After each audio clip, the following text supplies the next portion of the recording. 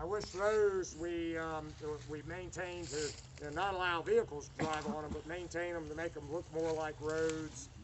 Like the Vidito Road. Yeah, like the Vidito Road. Although that's growing in now, and yeah, they need to cut it back some, but because all these roads, all these little farm lanes, and we talked a little bit about the trails yesterday. All of them say something about the battlefield, how the battlefield was organized. Not so much from the military perspective, but from this was a community here, and all of a sudden. Two of the armies of this internecine struggle over the meaning, direction, and existence of representative government decide to have it out here. So. Dodge, in his report, describes the movement that we just made. He says they moved around 9 a.m. Times, of course, in all the relative. OR are all relative. Baird's division, being between the left of my line and the left of the rest of my division, and one brigade on my left forming the extreme left of our line. That one brigade is John Beatty's, probably while it's still in its northward facing position. So Baird comes in here and forms a line between King's brigade. No, Dodge comes in. You're right. Dodge comes in here and forms a line between King's brigade and apparently John Beatty's brigade. okay. And then John Beatty moves north. He's ordered out very much against his wishes and desires into McDonald Field, into the timber and fields east of the road, east of the Lafayette Road. Buckner, the 79th Illinois, in his OR report says, I formed my regiment and the remainder of the 77th Pennsylvania on the left of the brigade, and by your direction took command of the line. That's the line we read. You superintending the general movement. We moved until we formed on the left of King's brigade of regulars. After 3 hours, we moved back 100 yards. We'll talk about that. So, initially, this movement connects Dodge's brigade to Baird's division to King's brigade. If you look at the maps that I drew, if you look at the maps that the Betts or that the Park Commission made, you will see that in actuality, for most of the September 20th fighting, there's another brigade, Sidney Barnes, right? Not Sam Beatty. Sidney Barnes. I don't know why. Sidney Barnes will actually come in here. And one of the reasons why I wanted to do this battle walk was actually from a series of posts on a Facebook page, the Chickamauga discussion group page, because the sort of straightforward alignment that's represented in all the maps and the alignment that I actually followed when I drew my map doesn't tell the whole story. This is a very complicated little story in a very small section of the battlefield. And it kind of amazes me not only how much we know about the Battle of Chickamauga, but how much we still don't really know about the Battle of Chickamauga, and how much of it has to be guesswork. And so we bring Wood in, or we bring Dodge in here, and he deploys as best I can determine initially. They just have the 3 regiments, and they deploy in a single line. It's possible that one of the Indiana regiments starts out behind, but there's a fair amount of movement. And it's not long after they get up here and go into line that finally the D.H. Hill attack is delivered. The attack that we were talking about with Lucius Polk, all 9,500 Confederate troops are finally moving into the fight. And so initial contact between poor John Beatty and his widely dispersed brigade up there in McDonald Field and the 2 brigades, two and a half brigades of Breckinridge's division that encounter him is made about 9:45 in the morning. Those brigades are Adams, Louisiana Brigade, Stovall's, mixed Florida, North Carolina people, and the northern element, the rightmost elements of Helm's Brigade, which bypass the King's Brigade monument cluster over there and move north, basically across our front, and become involved in that fighting. And the other part of Helm's Brigade, of course, smashes into the solid line of Baird's division and goes nowhere. Make 3 assaults, achieve no success. But Dodge's brigade is here to witness that initial fighting, and also here when when Stovall's and Adams brigades rout John Beatty's, most of Beatty's force. The 2 Indiana, 42nd and 88th Indiana, are driven really almost all the way back to McFarland Gap, deep into the hills.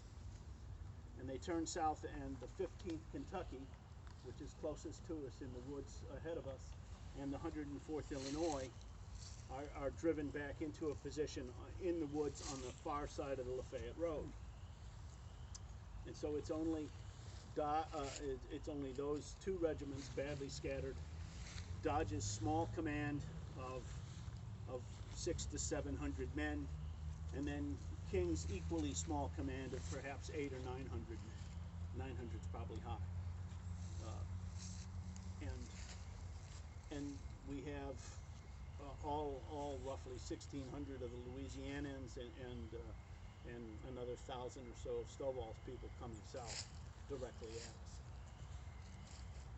And where there's essentially no federal force at that moment, right, except for the partially organized 15th Kentucky and 104th Illinois, and the left Stovall that's coming south is close enough to Dodge's left here. So that fight and that reaction produces an enormous counter-reaction from all the federal forces in the field below us. Almost don't know where to begin. Stovall pushes south really directly at us. The 1st Florida Dismounted Cavalry will be coming directly on our front, and the rest of Stovall's brigade will extend really past our flank. If we're Colonel Allen Buckner, we have a very exposed flank. Another brigade, you're going to have to help me here. 84th Illinois, Lewis Waters.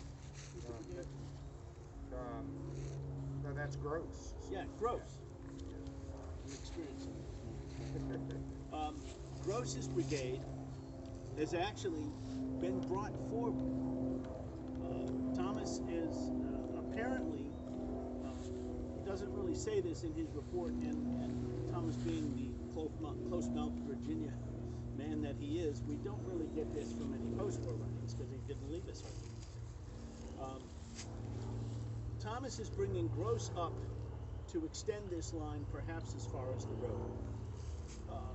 But Gross's brigade moves up here in column of division and is essentially ambushed as they come forward. Their first experience, their first warning that that there are Confederates comes when Stovall's people come out of the thickets down here, and as a matter of fact,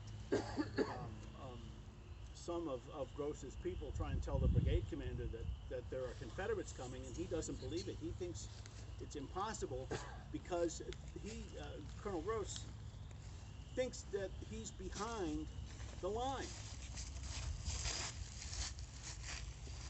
He thinks that Dodge's brigade extends further somehow, and that there's an entire Union battle line in front of him. And so, with really amazing suddenness, Stovall shatters Gross. They catch him trying to deploy from column of division into battle line. A number of the regiments are scattered. The 84th Illinois which is the regiment I'm most familiar with, Colonel Waters loses about 3/4 of his regiment. He says, I went one way around the thicket and the men went the other way, and the next thing you know, I've only got 40 or 50 men to reform. The rest of the 84th Illinois will end up over there on Horseshoe Ridge about noon and actually leave the battlefield as part of that general movement off the field. Gross's movement is part of a temporary movement. They're still waiting for the rest of Negley's division to get up.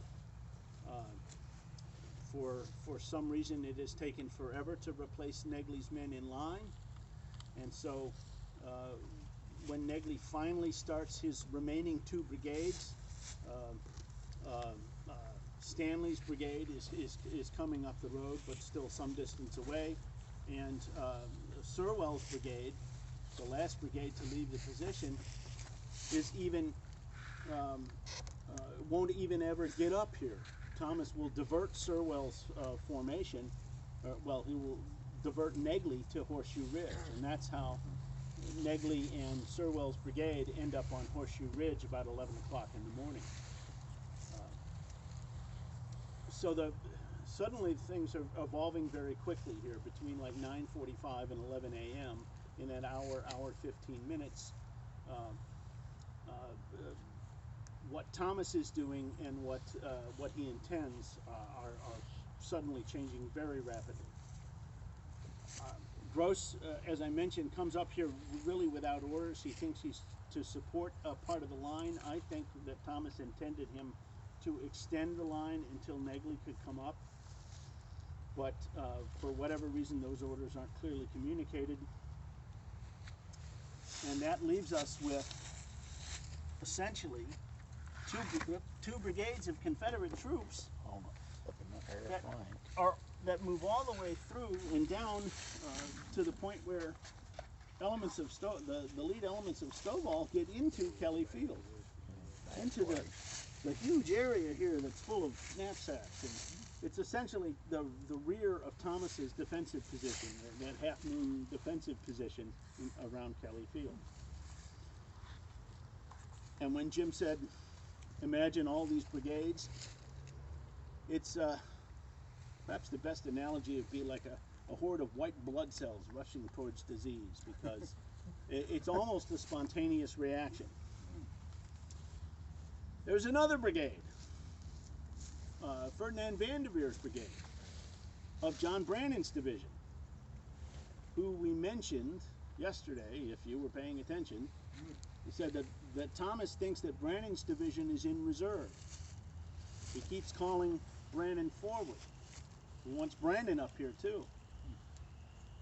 You get the impression that George Thomas is this black hole of Union command authority, and all of the mass of the Union Army is rushing towards him, because by 11 or 11:30, really almost every brigade in the Union Army is either tasked to go to George Thomas or already under George Thomas's command.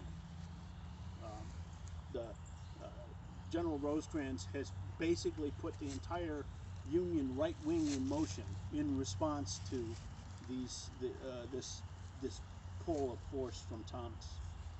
But Brannan is in line actually in Poe Field, but they agree that they can release their reserve brigade. That's Ferdinand Vanderveer. That's our friends, the 2nd Minnesota, the 9th, 35th Ohio, 87th Indiana. There's the 2nd Minnesota man shaking his head, or nodding his head, I'm sorry. That's an important distinction. Vanderveer has entered the south end of Kelly Field, and doesn't really have defined orders yet. He's just been told to report to Thomas, when suddenly at the north end of Kelly Field there are all these Confederates, and it's the usual massive horde of Confederates, untold legions of Confederates. But Vanderveer deploys his brigade and starts moving forward. we have Attila the rear of Starkweather and Barry. They about face some of their regiments and are firing into here. We mentioned Willick. Some of Willick's, only 2 of his regiments come up, as I recall. He sends one to support the batteries, Yes. and the 15th Ohio, and he sends the 49th Ohio in particular up this way. So we have, what, 10 or 12 Union regiments from 3 or 4 different brigades, all sort of moving in this direction, or at least firing in this direction. The regular brigade, which holds a very narrow frontage, is actually echeloned in 4 lines, with 1 battalion in front and the other 3 essentially in support positions. They face this way, or they turn this way, so that they are firing into the flank of Stovall's advance. But notice Dodge. Now this arrow has it so that Dodge is retreating a substantial distance.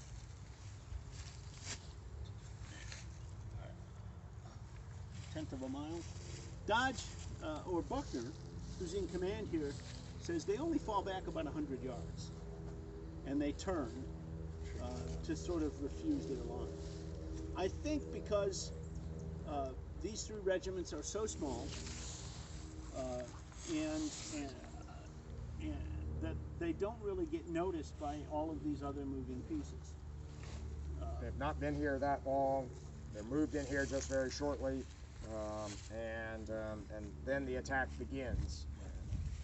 But you just said, okay, the regulars up here, those 3 reserve battalions have left faced. They're firing this way. What are these people here doing? What do they do? Just stay under fire? Well, Buckner does have to pull them back a little bit in that direction. Okay. The question is exactly how far do they go back? And in pulling back, he does open the space between the Lafayette Road and the Union line larger.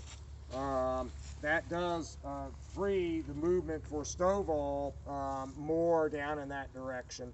But at the same time, he didn't go run into the rear or anything.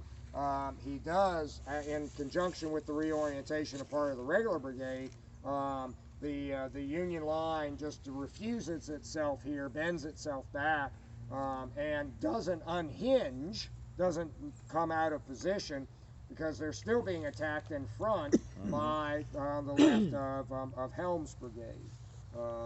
So he does still cover that end of the line. So.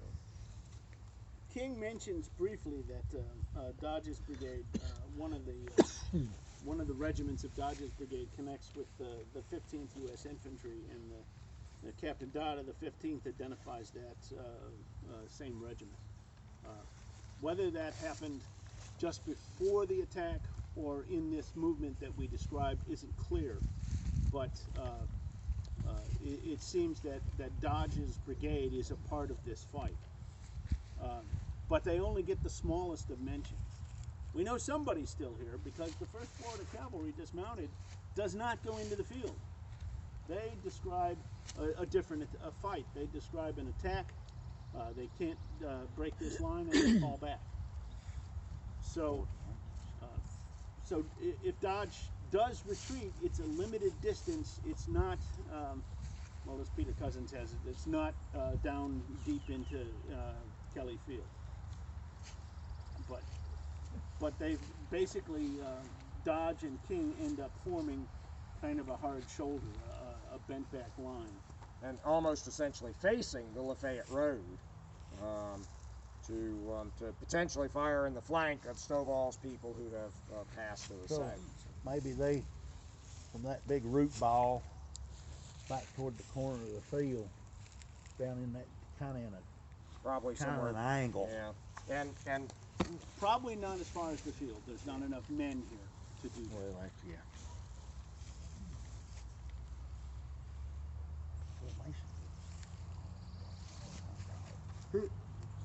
is it that mentions the 2nd Ohio?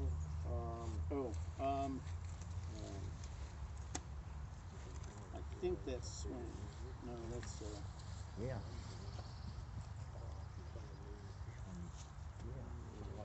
there are too many Ohio.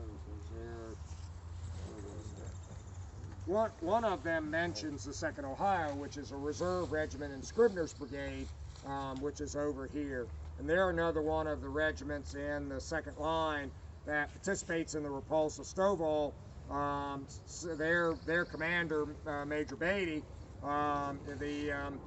he hears the sound of firing behind him, sees Confederates coming into the field. He has the regiment stand up about face, and they put volleys into Stovall's left from their reserve position.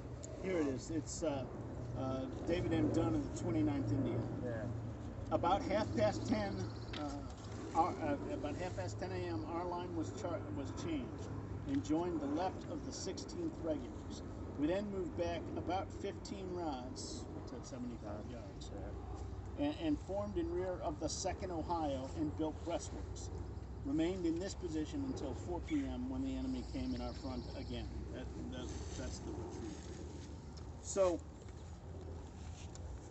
we're not done. We still have one more brigade to bring into this mess. And that is Barnes' brigade of Thomas Wood's division.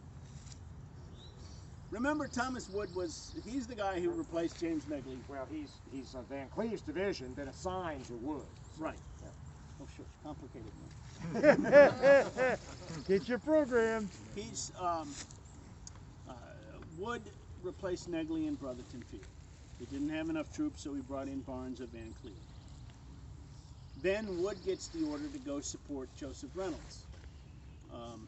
Close up and support Reynolds. That order doesn't make sense to Tom Wood, but nevertheless, Alexander McCook tells him to go, and Wood is following Vanderveer, following the same track as Vanderveer, coming up the Glen Kelly Road, runs into George Thomas somewhere down there where Glen Kelly intersects with Horseshoe Ridge, or the road up to Snodgrass Hill.